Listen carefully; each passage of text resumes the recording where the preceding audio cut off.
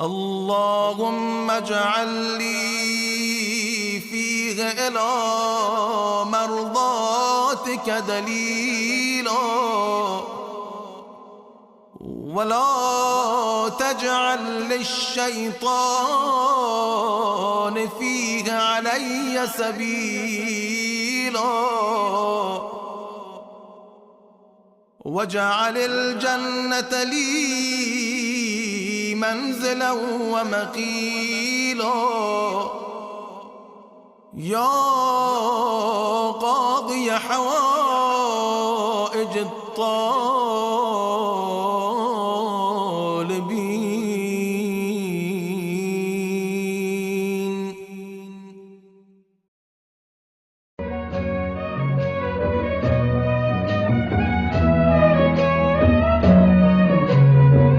باللہ من الشیطان الرجیم، بسم اللہ الرحمن الرحیم۔ 21 رمضان المبارک کی دعا کی تلاوت کا شرف ہم نے حاصل کیا۔ مومنین کرام، 21 رمضان المبارک شان حیدر کرار پر قیامت کا دن ہے۔ آج ہمارے مولا اور آقا یسوع الدین اسد اللہ الغالب امام المتقین یعنی علی ابن ابی طالب کی شہادت کا دن ہے۔ آج زینب کلثوم یتیم ہو گئی۔ آج علی ابن ابی طالب کے گھر سے رونے کی صدائیں بلند ہو رہی ہیں۔ طبیب نے خبر دی کہ امیر المومنین کو زیادہ سے زیادہ دودھ دیا جائے۔ یہ خبر کوفے کے یتیم بچوں تک پہنچی۔ چھوٹے چھوٹے بچے ہاتھوں میں کوزے لیے امیر المومنین کے گھر جمع ہوئے۔ امام حسن نے پوچھا، بچوں کیوں آئے ہو؟ کہا کہ ہمیں خبر ملی ہے کہ ہمارے مولا اور آقا کو طبیب نے دودھ پینے کو کہا ہے۔ آج ہم دودھ نہیں پیے گے، اپنے حصے کا دودھ لے کر آئے ہیں۔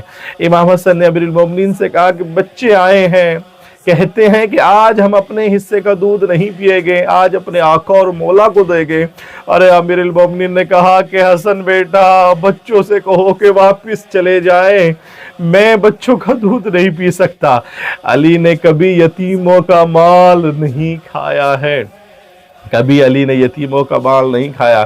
بس جان محترم، آخری وقت ہے امیر المومنین کا، علی کے گھر میں قرآن برپا ہے، سب رو رہے ہیں۔ اسی اسنا میں علی کی نظر حسین پر پڑی۔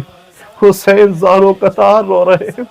امیر المومنین نے حسین سے کہا کہ بیٹا حسین، سب روئے لیکن تو گریہ نہ کر، تو نہ رو۔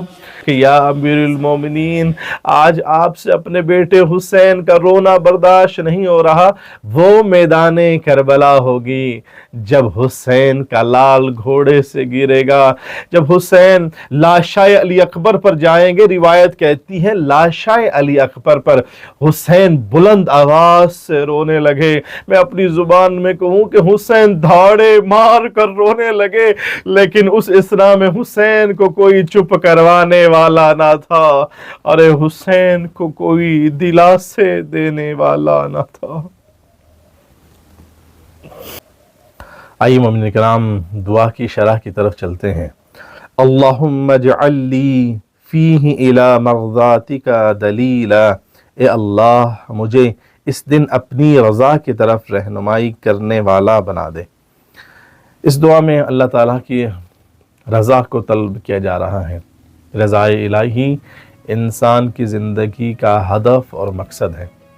پہلے اس پر بات ہو چکی کہ جب انسان کی زندگی کا بڑا ہدف اور مقصد یہ ہے کہ جب ایک انسان اس دنیا سے جائے تو اللہ اس سے راضی ہو اور وہ خدا سے راضی ہو۔ یوسف علیہ السلام کی زندگی سے ہمیں رضا الہی کا بہترین سبق ملتا ہے۔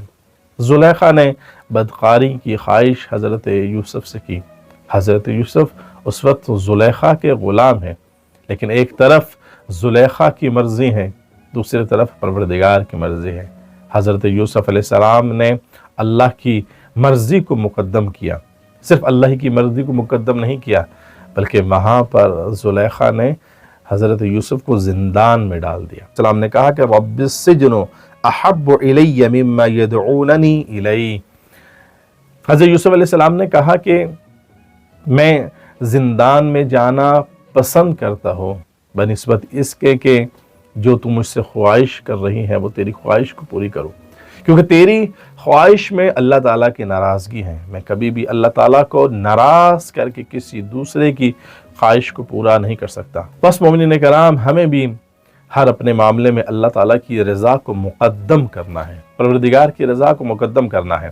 ہم اپنے معاشرے میں دیکھتے ہیں ہمیں مختلف مسائل کا سامنا کرنا پڑتا ہے، کبھی اللہ کی رضا کے آڑے میں ہمارے رشتہ داروں کی رضا آ جاتی ہے، کبھی ہماری فیملی کی رضا آ جاتی ہے، کبھی انسان کی خود نفسانی خواہشات آڑے آ جاتی ہے۔ لیکن ہمیشہ یاد رکھیے فارمولہ یہی ہے، جب بھی کسی کی رضا اللہ کی رضا سے ٹکراتی ہو تو ہمیں اللہ تعالیٰ کی رضا کو مقدم کرنا ہے۔ لا تجعل للشیطان فیہ علی سبیلا، اے اللہ شیطان کو مجھ پر مسلط نہ کر۔ پروردگارہ میں تیری پناہ میں آتا ہوں شیطان سے بچنے کے لیے۔ حضرت یوسف علیہ السلام کا پورا واقعہ ہے، لیکن حضرت یوسف علیہ السلام نے وہاں پر ایک بات بھی کی، کہا کہ پروردگارہ اگر تو مجھے نہ بچاتا، تو مجھے اپنی پناہ میں نہ لیتا تو میں گمراہ ہو جانے والا تھا۔ یہ اللہ تعالیٰ کا نبی ہے جو یہ کہہ رہا ہے کہ میرے اللہ تو شیطان سے تو نے مجھے بچایا ہے، لہٰذا کبھی بھی شیطان کے معاملے میں خود پر بھروسہ نہ کیجیے، شیطان کے معاملے میں اللہ تعالیٰ پر بھروسہ کیجیے، پروردگار کی پناہ میں آئیے۔ جبھی تو ہم بسم اللہ سے پہلے کیا پڑھتے ہیں؟ اعوذ باللہ من الشیطان الرجیم، پروردگارہ میں شیطان مردود سے تیری پناہ میں آتا ہوں، کیونکہ اگر میں نے صرف خود پر بھروسہ کیا تو پھر میں گمراہ ہو جاؤں گا۔ حضرت آدم علیہ السلام کا واقعہ آپ کے سامنے ہے۔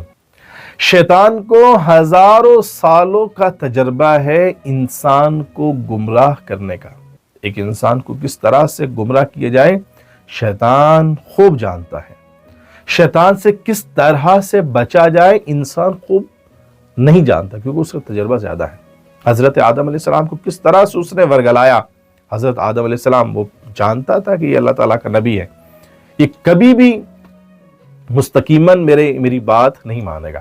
شیطان نے حضرت آدم علیہ السلام کے سامنے اللہ کی قسم اٹھائی، کہا کہ اللہ کی قسم اگر آپ یہ کھا لیں گے تو آپ ہمیشہ کے لیے زندہ ہو جاوید ہو جائیں گے۔ اب حضرت آدم کبھی یہ گمان کر ہی نہیں سکتے تھے کہ کوئی اللہ تعالیٰ کی جھوٹی قسم اٹھا سکتا ہے۔ بس محترم سامعین، شیطان کے حربے بہت خطرناک ہے، شیطان سے بچنے کی کوشش ضرور کیجئے، لیکن شیطان سے بچنے کے لیے اللہ کی پناہ کو ضرور اختیار کیجئے۔ پروردگارہ ہمیں شیطان سے بچنے کی توفیق عنایت فرما، پروردگارہ ہمیں شیطان کے حربوں کو سمجھنے کی توفیق عنایت فرما۔ وَاجْعَلِ الْجَنَّةَ لِي مُنزِلًا وَمَقِيلًا، اور جنت کو میرے لیے ٹھکانہ اور آرام گاہ بنا دے۔ یہاں بندہ اللہ سے جنت کو اپنے لیے ٹھکانہ اور آرام گاہ کے طور پر مانگ رہا ہے۔ یعنی پہلے بھی یہ بات ہو چکی ہے، یعنی کہ انسان کا اصلی مقصد جنت کا حصول نہیں ہے، جنت کا حصول نہیں ہے۔ جنت یہاں پر بھی دیکھیں، یہاں پر ٹھکانے کی بات ہو رہی ہے، آرام گاہ کی بات ہو رہی ہے کہ پروردگارہ منزلاً، میری منزل قرار دی، یعنی کہ منزل جہاں پر کیا ہے رہا جائے، یعنی ٹھکانہ بنایا جائے۔ وَمَقِيلًا، مقیلہ یعنی استراحت گاہ، یعنی ایک منزل ہے جہاں پر رہا جائے، ایک ٹھکانہ ہے۔ لیکن جنت کبھی بھی ہدف اور مقصد نہیں ہے۔ ایک انسان گھر بناتا ہے، گھر کس لیے بنایا جاتا ہے؟ رہنے کے لیے بنایا جاتا ہے، لیکن جو گھر بنا رہا ہوتا ہے اس کا اصل ہدف وہ گھر نہیں ہوتا، زندگی کا اصل ہدف گھر نہیں ہوتا۔ گھر ایک استراحت گاہ کی جگہ ہے، رہنے کی جگہ ہے، ایک امن کی جگہ ہے۔ اے پروردگارہ ہمیں جنت ضرور نصیب فرما، ہمیں جواہر آیت طاہرین علیہ السلام میں جگہ نصیب فرما۔ قاضیہ حوائج الطالبین، اے حاجت مندوں کی حاجتیں پوری کرنے والے، چھوٹی دعا ہو، بڑی دعا ہو، ممکن دعا ہو یا غیر ممکن دعا ہو، سب کے سب اللہ سے کیجیے، وسیلہ توسل اہل بیت سے کیجیے، دعا پروردگار سے کیجیے۔ اللہ تعالیٰ دعا کو قبول کرنے والا ہے، اور یہ تو ویسے بھی بابرکت مہینہ، سعادتوں والا، دعائیں مستجاب ہونے والا مہینہ چل رہا ہے۔ اول آخر 3 بار درود پاک پڑھ کر اللہ تعالیٰ سے دعا کیجیے، اللہ تعالیٰ انشاءاللہ آپ کی دعا کو مستجاب کرے گا۔ حضرت زکریا علیہ السلام 100 برس آپ کی عمر مبارک ہے، آپ کی زوجہ بانج ہے، لیکن اللہ تعالیٰ سے دعا کرتے ہیں اے پروردگارہ مجھے وارث عطا فرما۔ حضرت زکریا علیہ السلام آپ کی 100 سال عمر ہے، آپ کی زوجہ بانج ہے، یہ کس چیز کی آپ حاجت کر رہے ہیں؟ تو حضرت زکریا علیہ السلام کی طرف سے عجب نہیں کہ آواز آئے، میں جانتا ہوں میں اس اللہ تعالیٰ سے دعا کر رہا ہوں کہ جو مادی اسباب کا محتاج نہیں ہے بلکہ خالق الاسباب ہے۔ جب وہ اللہ تعالیٰ ارادہ کر لیتا ہے، کسی کو کچھ دینے کا ارادہ کر لیتا ہے، تو بس پھر وہ کن فیکون کا مالک ہے، وہ کن کہتا ہے، یعنی وہ کن کہتا ہے، وہ کہتا ہے کہ ہو جا، وہ کام ہو جاتا ہے۔ اور اللہ تعالیٰ نے حضرت زکریا علیہ السلام کی اس حاجت کو پورا بھی کیا، اور حضرت زکریا کو حضرت یحییٰ علیہ السلام عطا کیا۔ پروردگارہ جس طرح سے تو نے حضرت زکریا کی دعا کو قبول کیا، جس طرح سے تو نے حضرت یعقوب کو اس کا یوسف لوٹا دیا اور آپ کی حاجت کو پورا کیا، پروردگارہ جس طرح سے تو نے حضرت آدم علیہ السلام کی توبہ کو قبول کیا، اسی طرح سے ہماری تمام تر حاجات، جائز حاجات کو اپنی بارگاہ میں قبول و منظور فرما، اور اس ماہ رمضان سے ہمیں زیادہ سے زیادہ مستفید ہونے کی توفیق عنایت فرما۔ وما علینا الا البلاغ المبین، والسلام علیکم ورحمۃ اللہ وبرکاتہ۔